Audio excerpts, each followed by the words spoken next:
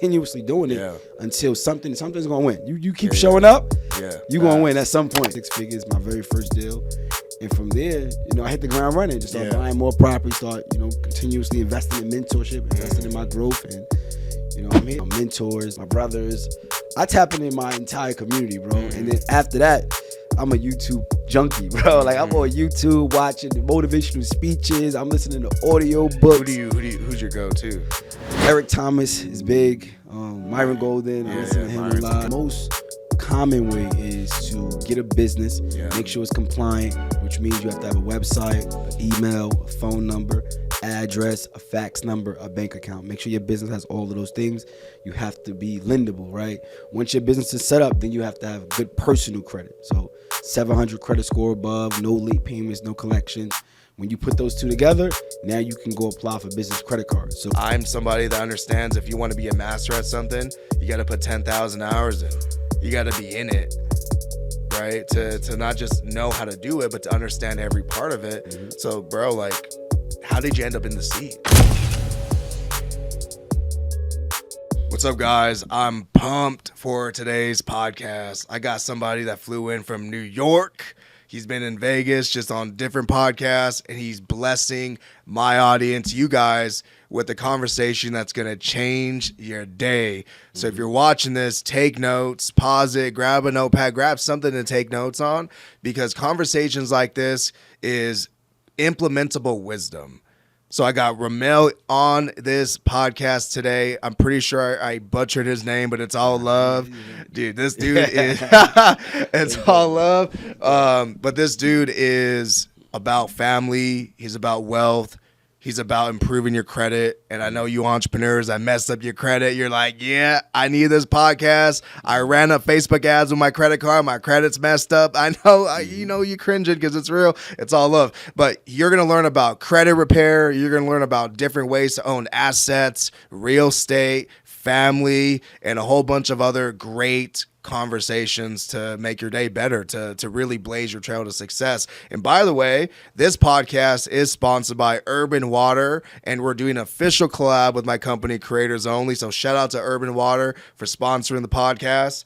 And also shout out to the other sponsor, Millionaire Champs, Made with Pressure. Go ahead and cop a tea in the link below. And Ramel, welcome to the show. What's up, bro? I'm glad to be here, man. Yeah, man. Glad to be. I'm in Vegas, been moving around. Yeah. I love it. I'm thinking about moving out here, bro. Word. I'm thinking about it. I'm tempted. Hey, man, Vegas is a melting pot for entrepreneurship and movers and shakers. But before we get into the pod, bro, let's do a quick outfit check, bro. You came in here dripping. You could have texted me. I could have went home real quick and changed, bro. Yeah. What's your outfit, man? What you got on, bro? So this is custom. This is custom. Nobody got this. It's a one-of-one. One-on-one. Okay. I mean, so it's Mogul Lifestyle. So that's my brand. Okay. So the ML is Mogul. Okay. That's fire. Match the Dior's got to match the color scheme. Okay. You know what I'm saying? Damn, well, yeah, man, he came here dripping, bro. Yeah. That's fire. Like that kind of gives me a 90s vibe. Yeah. Like, those New old York starter jackets. Yeah, this is that New York classic. Is it? Yeah, like a 90s baby. Okay, that's so fire. I wore man. this because it puts me in a vibe of like humility, humble, like the grind, the beginning. Yeah. Because a lot of times, and I know we're going to get into it, but as entrepreneurs, you start making a certain type of money, you start getting a little complacent, you start getting a little lazy, you think you could just take a day off. So, I put these, suits on, like, let's get back to the basics. Yeah. Let's get outside. Let's move. That's why I've been in Vegas, moving around. Yeah, glad to be here, bro. Yeah, I love it, man. I love that you're branding yourself. That you're wearing your brand. Yeah, and you're doing it right. I'm pretty sure you got that made overseas. It don't look like you got it made at the local. Oh nah, Yeah, they had to ship this thing. They had to find the material for it. Yeah, that's fire, bro. So I'm glad you're here. Yeah. I know we had some small talk prior to this, bro, and what really caught my attention is you're a father. Yes. You're somebody that's been in space for over a decade, and I'm somebody that understands if you want to be a master at something, you got to put 10,000 hours in.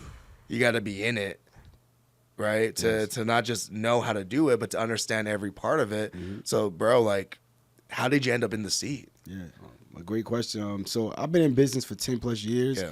I started out when I was 21 years old, right? Okay. And my very first deal was a brownstone in Brooklyn. And I would cold call. I would send text messages.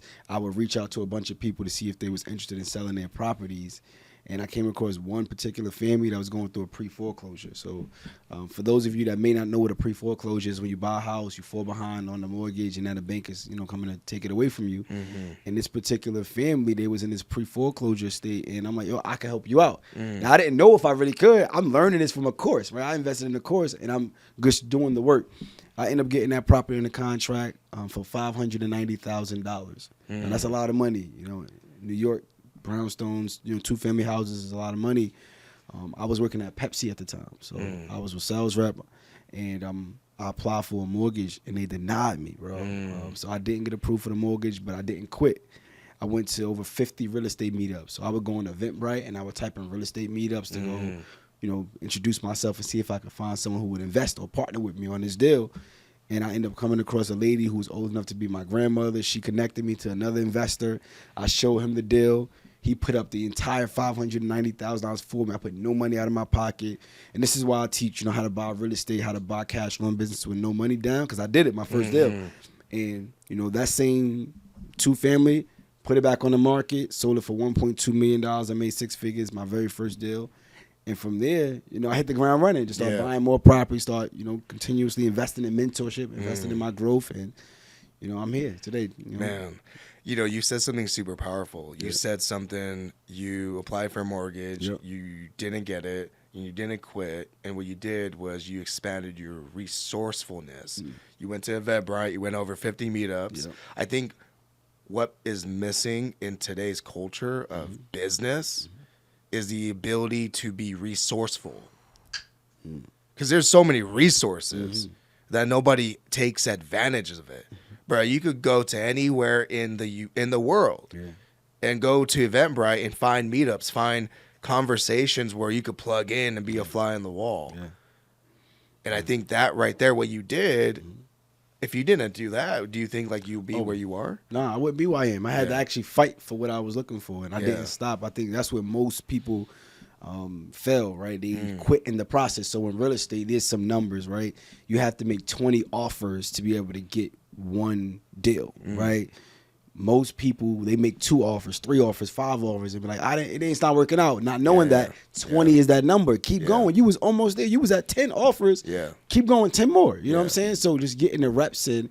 And for me, it's about, before you could work on the business, you got to allow the business to work on you. And most entrepreneurs don't understand that process of, all right, I'm in this business, right? You have this podcast, but it's making you a better communicator. It's making you a better professional. You want to work on a business, but no, it's actually working on you as you're doing that process. So that's I understood that. I had mentors that shared that with me early on, and that's why I was okay with going to these meetups and continuously doing it until something's going to win. You keep showing up, you're going to win at some point. Yeah, you got to show up. Even the days where you don't want to show up. Exactly. Were there any days, bro, where you were beat, broken down, ready to just not show up? So recently, I'm gonna be a little vulnerable with you.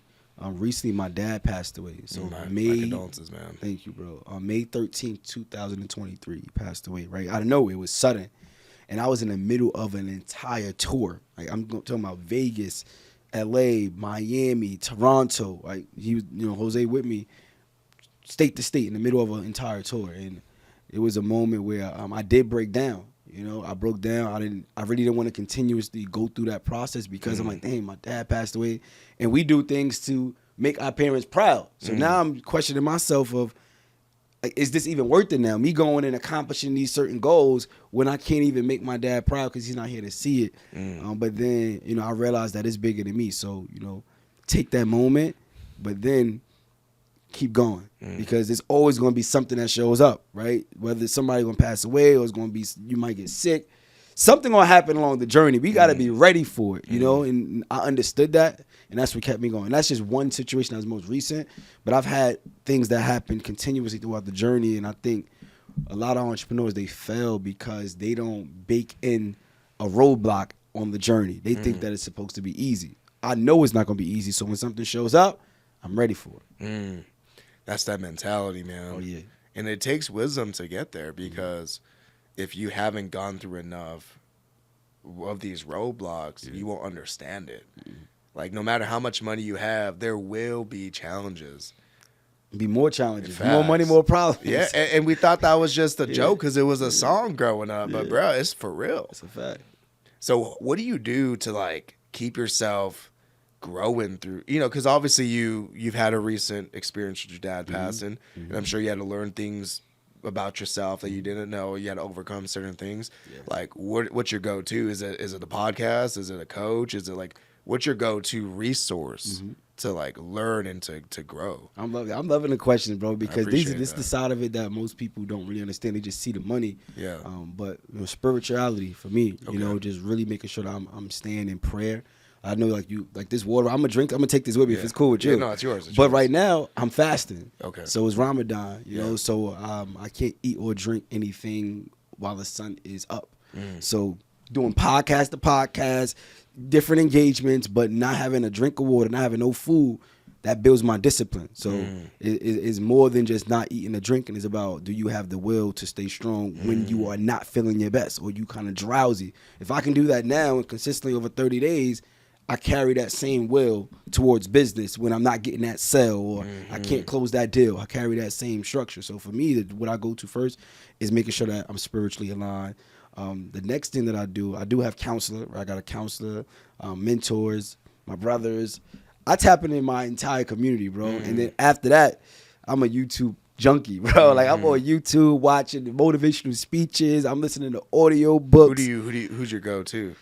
Eric Thomas is big. Myron Golden, I listen to him Myron's a lot. A goat, bro. Yeah, I barely got into him like a year ago. Like, yo, this dude is gangsta. Myron, the way he know how to articulate, the way he breaks things down is on another level. Myron Golden, I listen to. Eric Thomas, I listen to. Yeah. You know, those are a few people right there. Man, that's dope. It's dope to hear the same things that you do. Is like super similar to myself, and people think that it's not similar. Like, we have these patterns and we question them. Like, is going to YouTube even gonna work? And it does. Like, absolutely. Like I said, bro, there's so much resources that people aren't. It's not the lack of resource. It's the lack of resourcefulness. And I want to just kind of dive into that with you more, because it sounds like you're somebody that, you said earlier, you tap into the whole community. That's a fact. So that tells me, bro, you resourceful as a mutt. Like, you take. It's not that you take advantage; it's that you use what's in front of you. I think is the attitude of gratitude, right? So that's a bar. When you are grateful, Yeah. you appreciate things more, and you take advantage of it because you know that it don't have to be there, right? Even us being together doing this podcast, you don't have to do this, right? So just being able to show up, be present, and give it our all right now, I'm gonna do that. Even after this, following up with you, making sure we build a relationship, because I know you don't have to do this, right? So that's what I'm in. I'm in a phase of just, you know, gratefulness and gratitude, and it makes you more appreciative of resources, right? And I think about, like, our parents and grandparents and those grandparents. I say this is just how I feel, right? This is the time where you have the most accessibility to make the most money. Like, being a content creator online, I was just talking to one of these content creators. He said he made $2.8 million last month. Damn. Just from what? Doing content, having brand deals, and like you talking like a influencer, on TikTok, going crazy, selling products. I'm just kidding.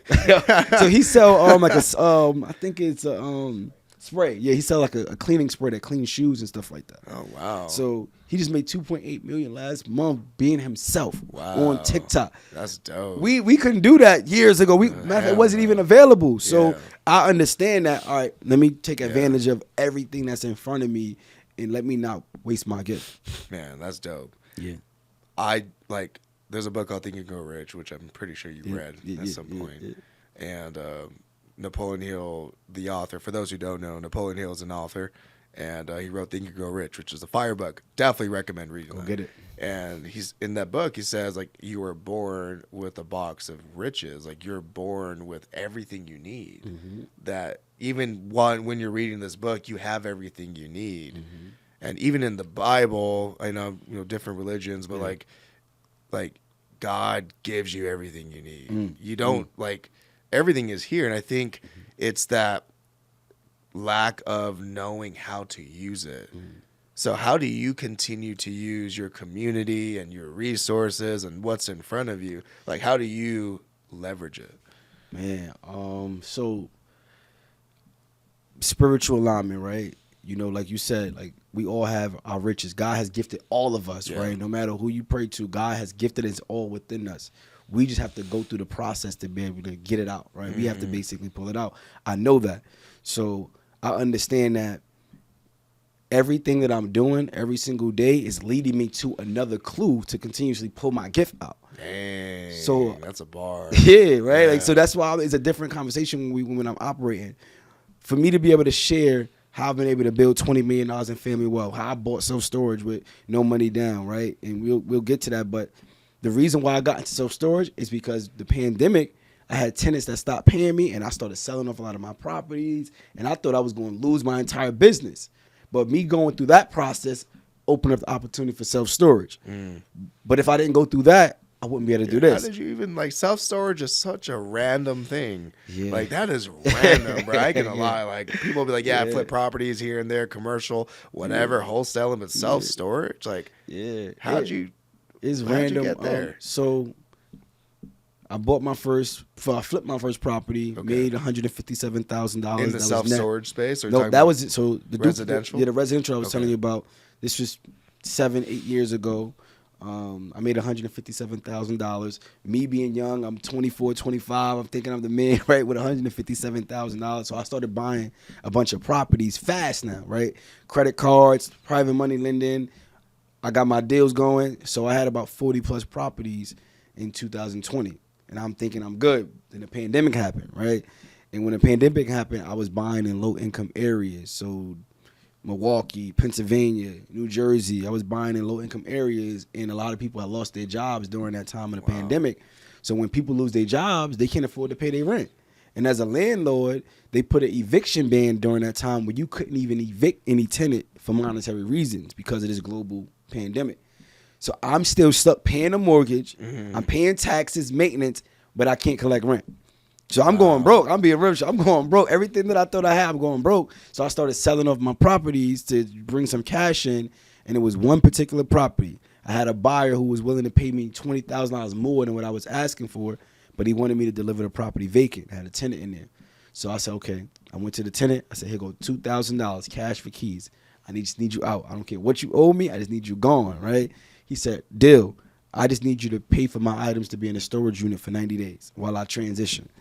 And I started looking for storage units for him. Everything was sold out in my entire area. Wow. Nothing was available. What area was this? This was 2020. No, what area? Oh, Pennsylvania. Pennsylvania. Okay. Pennsylvania. He's in Pennsylvania. So I started thinking, okay, why is every single unit sold out? I need to look into this business model, right? Because I'm in real estate already. I've seen self-storage, but I didn't really pay attention to it. Yeah. Now I'm able to pay attention to it because I have to, because I need to get this tenant out. That's when I get on YouTube now. I'm YouTubing. I'm Googling. Found a mentorship. I invested, flew out, paid $50,000, joined his mastermind. I learned the entire blueprint of self-storage. And it was a whole new world. A lot of people buying these storage facilities, and that's how I got into it. I bought my first facility, 88 unit, just continued buying, and now we got over 500. But that's how it happened. Wow. By a struggle of me being broke, tied up, trying to figure my way out. Now I got a whole new business model that has been working for me. Is it pretty complicated to do it? Like buy a self-storage? It's actually easier. Now, this is just my opinion, right? I don't, everybody has different thought process, but for me personally, it's easier than actually buying residential real estate in apartment buildings. So what would be like the steps you would if there was a live audience here right now and you're given like a 40,000 level view step by step, what would be the steps to do it? So the first thing you want to find the deal. Right? Once you find the deal, you can go to websites like bizbuysell.com. Okay. BizBuySell is a business brokerage website. So you may have an owner that owned a business for 30 plus years, and it don't have to be just self-storage. It could be a cleaning company, a trucking company. Anybody that own a business and they tired, they ready to sell, you can list it on BizBuySell, which is a business brokerage website, and they'll help you sell that business. So if I'm a buyer, I'm looking to go buy a facility, I can go on BizBuySell and start working with brokers so that they can bring me a facility that somebody's looking to sell. So once I do that, now I get it under contract, I go to the SBA. So Small Business Administration, it's called the SBA 7A loan, and they finance you up to 90%, up to $5 million, which means you can buy a $5 million facility and only put $500,000 down. I'll bring the numbers down smaller though, right? You can buy $1 million facility with $100,000 down. You can buy a $500,000 facility with $50,000 down, right? I'll give an example. I bought a 240 unit facility just 6 months ago. It was $850,000. I put down $85,000. That $85,000 I used from business credit cards. You know, so I pulled the money off the credit card. This is where the business credit comes in. This is where the business credit comes in. Now I buy with no money out of my pocket technically because I got credit cards. Yeah. That's my down payment, and then 90% is with the SBA. Now I buy the facility, and the cash flow pays off the debt. And then we teach, you know, how to actually raise our cash flow and things like that to bring more revenue. That's pretty smart. Yeah. It's all leverage. All leverage. All leverage. Yeah. So if somebody like wants to jump into this to do business, I'm still learning business credit. Mm-hmm. So does business credit, like, how do you have to use your personal as like a collateral, or like how does that? So there's different ways. The most common way is to get a business, make sure it's compliant, which means you have to have a website, an email, a phone number, address, a fax number, a bank account. Make sure your business has all of those things. You have to be lendable, right? Once your business is set up, then you have to have good personal credit. So 700 credit score above, no late payments, no collections. When you put those two together, now you can go apply for business credit cards. So we do what we call a credit card stacking method. So I will go and apply for 5 credit cards that pull from Experian. Then I'll go for 5 credit cards that pull from Equifax, 5 credit cards that pull from TransUnion, and now I got 15 credit cards. If I get $10,000 on average from 15 credit cards, how much money I have now? That's a whole lot of money, bro. Now that's the money that I use to go buy a self-storage facility that's going to cash flow to pay off those credit cards. And that's exactly how it goes. Okay, that's some good game right there. Yeah. So what is this like credit strategy? Like if somebody doesn't have good credit, like what's the short story, bro? What's the meme version? So that's if you have good credit, but it's something I teach called the backdoor method, right? Okay. Where you can still get funded even if you have bad credit, but it's going to take you a couple steps in between, right? So it's something called subprime lenders. So these are lenders. It's not Wells Fargo, not Bank of America, not these traditional banks. It's independent private companies, but they lend out to people that have bad credit, right? So they do charge you higher interest, but you got bad credit. Like, listen, so you go to a subprime lender. Let's say you get $50,000 from a subprime lender. Now you take that $50,000 cash, and then you now go to a Bank of America or a Chase or Wells Fargo and say, hey, I have $50,000. I want to open up a secure business line of credit. So you're giving them up the $50,000 that you had as collateral, but they're now going to cut you a check for $50,000 or give you a line of credit for $50,000. So you're doing that just to build a relationship with them, right? So now when they give you a business line of credit for $50,000, you now take that $50,000, right, and you go to another bank, like KeyBank, right, for an example. And you can I keep hearing about that bank. Yep. So KeyBank is another bank, but you can give them $50,000, do the exact same thing, a secure business line of credit. They're going to give you a line of credit for $50,000. It's collateral against what you already gave them.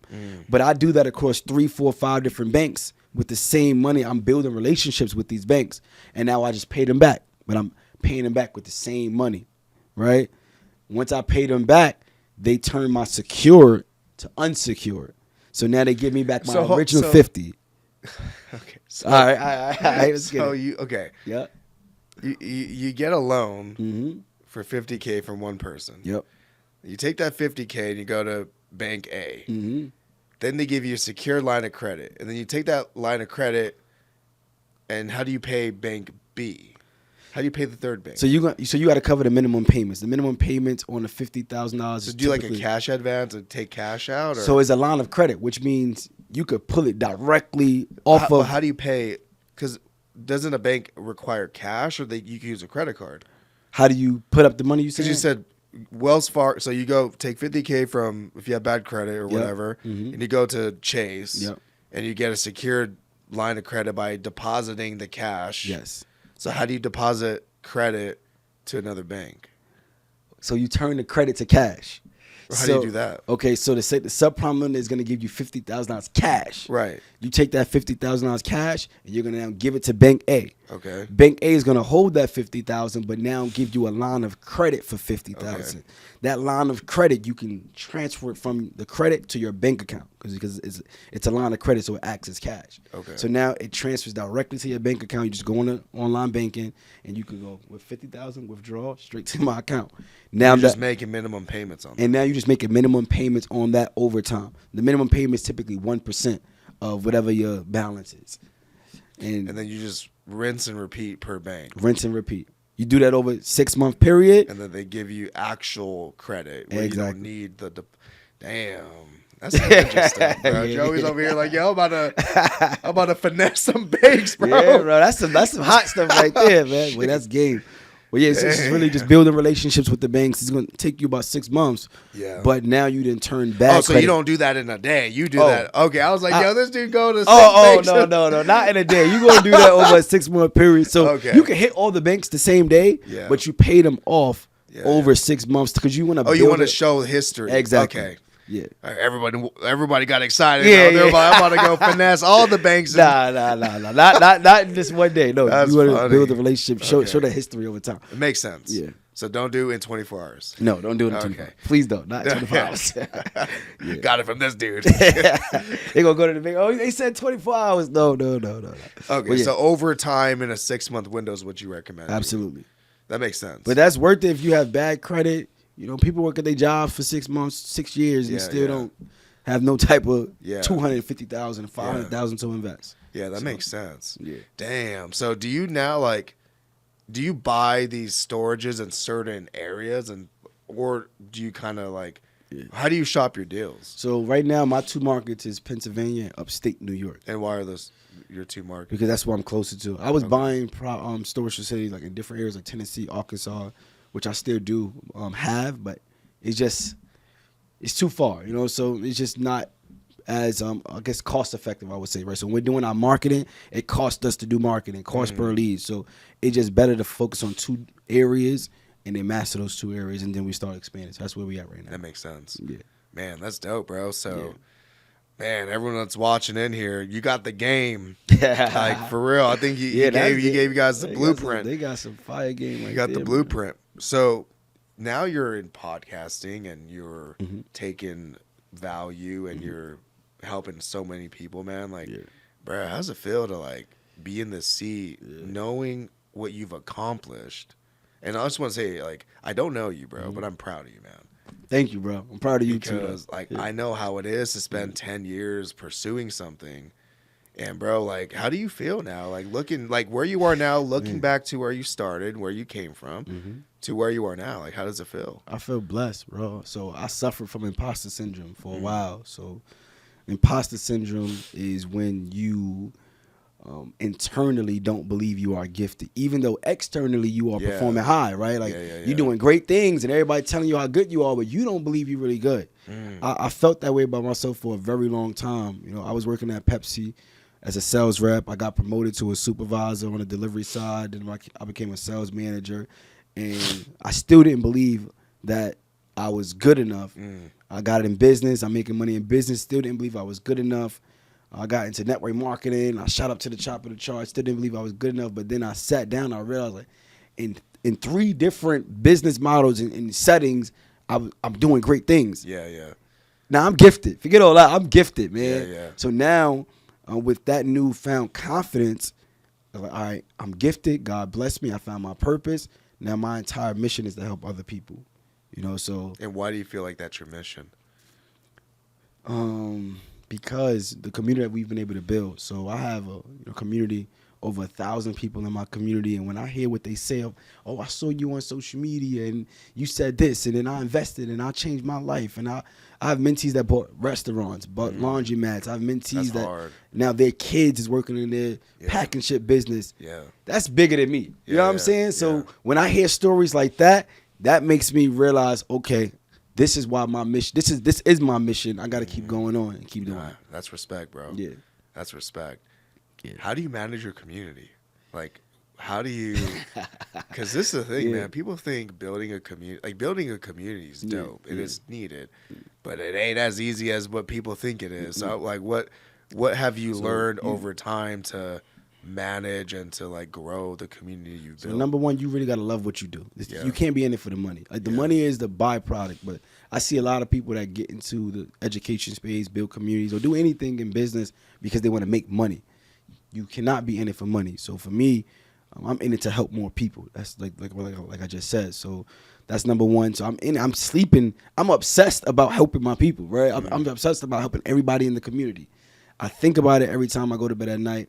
So with that being said, I develop coaches as well. So the students that's in my community, I'm working on duplicating myself. That's one of the things that my mentor told me years ago. He said, if I could go back and change anything or any blind spots, number one I would focus on is duplicating myself and doing more content even faster. So that's what I focus on is duplicating myself. So I have coaches in the academy. So we do five. You ascend your community. Absolutely. Yeah. So I don't have to do everything anymore. I was doing it in the beginning, but now I have coaches that they coach. I do classes as well. You do like revenue share with these coaches, or how do you? So they on the payroll. I pay my coaches. They get paid. So I give employment opportunities. Yeah. What software do you use to like manage your community? So I'm on the community's on School right now. School. How do you like School, bro? I love School. You do you? Yeah, bro. I built a pretty good community on School. The hard part is like actually the messaging features of School. I feel like it's so basic. Yeah. But that's what I like about it. Do you? Because it's simple, and it's like, for me, it seems user friendly. Yeah. It reminds me of Blackboard. When I was in college, it reminds me of Blackboard. But it's pretty simple. It's a few things that I feel like could be better, but I think they're gonna make upgrades as it goes. Yeah. Throughout the time. So right now we're on School. We have. Do you use like Go High Level or anything? Go High Level. Because they just did a community. I don't use Go High Level for the community. I use Go High Level just from a business internal standpoint. So like tracking leads, pipeline, all that. Okay. So Go High Level. I was using another platform called Keep as well. Keep is legit. I like it. I just think Go High Level ups them. Go High Level is much they better. one up them for sure. Yeah. But Keep is dope because I was using Keep before, and they have the Chase Pay where it goes directly into your account. That's why I loved it. I don't like Stripe at all, and that's Stripe is a headache. Bro. Yeah, Go High Level. It's only Stripe or PayPal. Yeah, the both worst processors on the planet. Yeah, holding your money for months, bro. They're still holding my money since 2020. Bro. That's years now. Yeah, that's insane. It's crazy. Bro. Yeah, so I manage it through Go High Level. Okay. So how do you run your payments through Go High Level if you don't? Well, I'm using Stripe, unfortunately. Unfortunately. It's Stripe, and then School. So a lot of people. But School freaking uses Stripe. Yeah, that is true. Yeah, it's like damn, Stripe is capitalizing on these. They controlling the market right now. Dang, I still gotta find a better process. Do you have any recommendations? I do not, unfortunately. 'Cause I've used other processes, but then they get shut down because they're not as strong enough. It just blows my mind. It's like you guys get paid when we get paid. Yeah. And they trip when you have like a good day. It's like it's like what you mean? Like you're getting paid. That's the point. We're supposed to make money, right? I don't get it. I don't get it at all. I'll get some water real quick. Oh, absolutely. The rodents. But that was a good thing when you as far as management is concerned. So developing my students, making sure we got the right systems in place, but also making sure that we have like KPIs in place. So everybody, we have our meetings every Monday. Are you hitting these metrics? Like I think a lot of business owners, they get in business and they don't even have no targets. They don't have no metrics. Facts. So everybody just getting up and just going through the motions, right? Do we have incentives? How, do we have bonuses, right? Yeah. What is the company mission, company value? Everybody that's on my team, they know the mission, they know the value, they know what we stand for. So I think that's pretty big for people when they're starting businesses. Yeah. That's dope. Man, I think we went through some good stuff. Are we good on time? Oh, man, right on time. Yeah, so, man,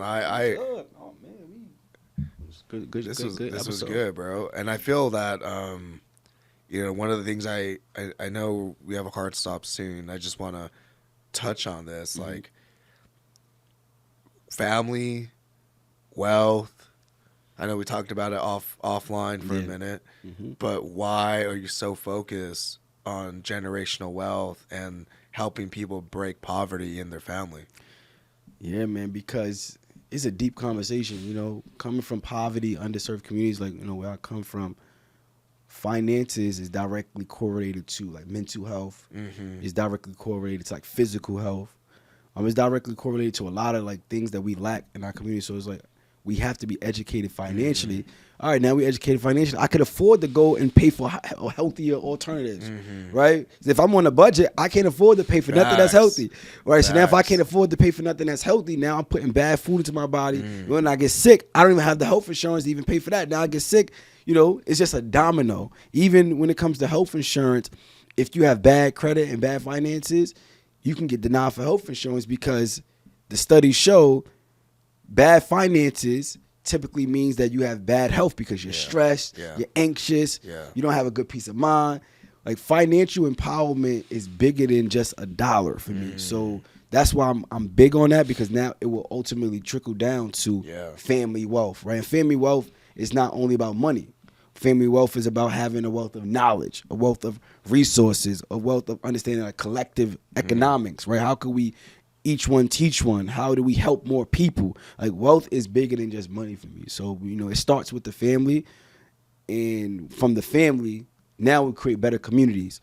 When we create better communities, create better states, better countries, or better world. But it starts with what you do in a household. That's big.